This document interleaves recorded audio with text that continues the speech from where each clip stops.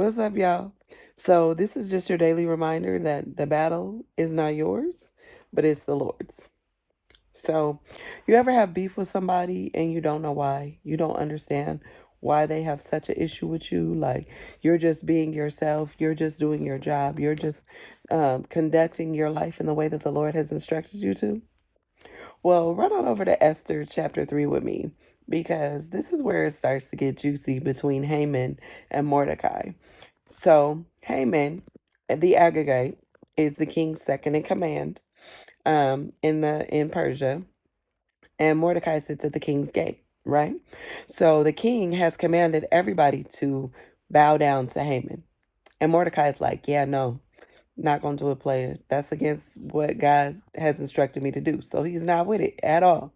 Haman, you know, basically gets the tip from the other people at the gate because they trying to see like, well, if Mordecai don't got to do it, maybe we don't got to do it either, right?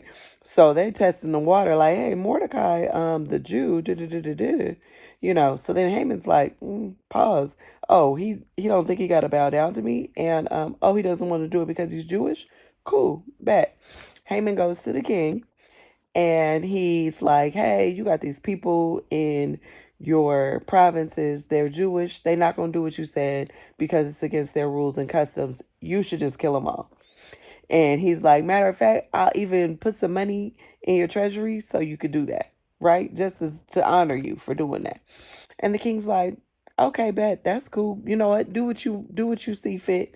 And now you can. It's okay. You can keep your money, whatever, whatever, right? So here's where it gets juicy though. Because when I say somebody messing with you that you don't understand why they messing with you, sometimes that beef is generational.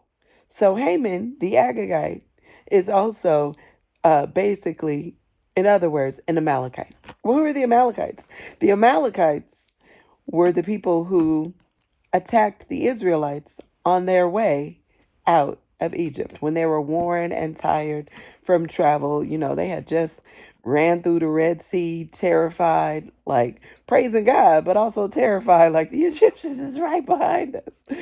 So the Amalekites attacked them.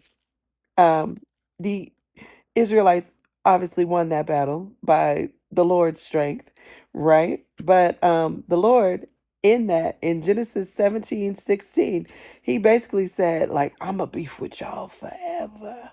Like generation upon generation is what the Lord said. Like, nah, we got problems for forever.